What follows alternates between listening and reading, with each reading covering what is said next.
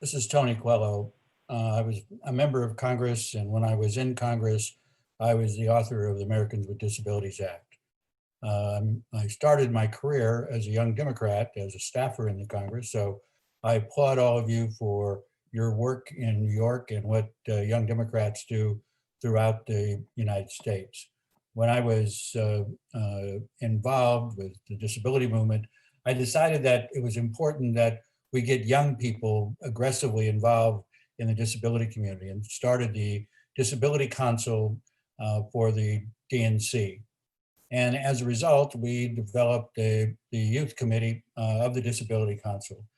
And Seamus Campbell is the one that we had chair it. And he's done a tremendous job of reaching out to the rest of the country and making sure that we have youth-oriented disability councils all over the country. It's important for us to get the disability community of all ages involved in this process and make sure that we defeat Donald Trump in his comments in regards to people with disability, making fun of us, doing everything he can to take away programs and so forth. So it's critical that we get the involvement of all of you young people. I applaud you for what you're doing. I applaud you for your involvement in politics. I'm 78. I started off in Young Dems when I was in my 20s, so I've been involved with you folks for a long time.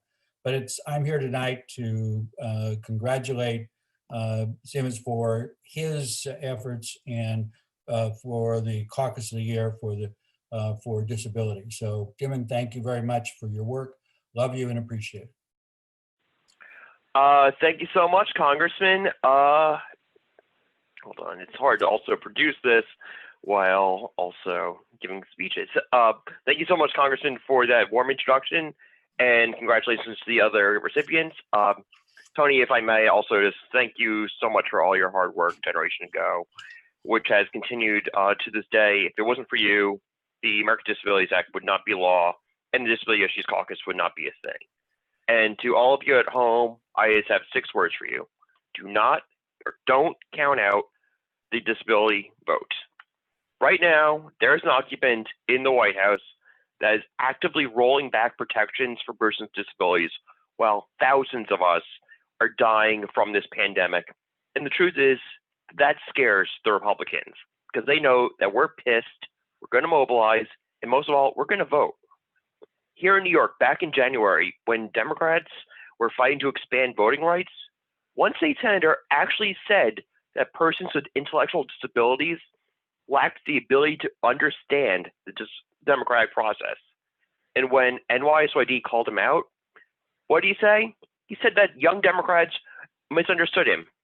Sorry, Senator Borrello. No, we didn't misunderstand anything. You're just embarrassed that you got caught.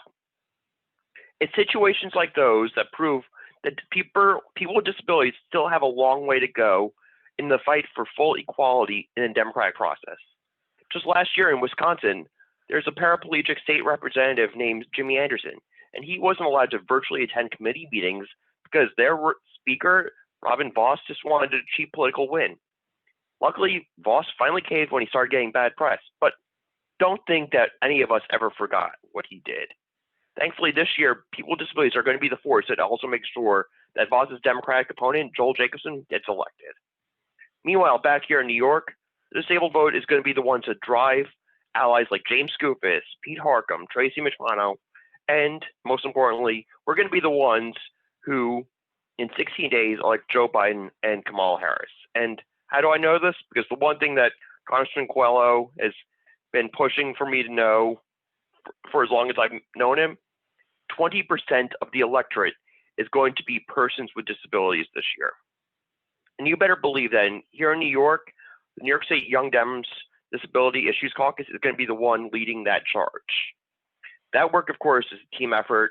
I would not be here accepting this award on behalf of the Disability Issues Caucus if it wasn't for my amazing caucus leadership team, Jimmy Kane, Kenny Burr, Lou Panicoli, and Rory Monshine.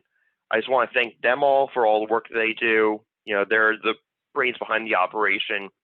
And I want to thank the New York City Young Democrats for recognizing us. And thank you all.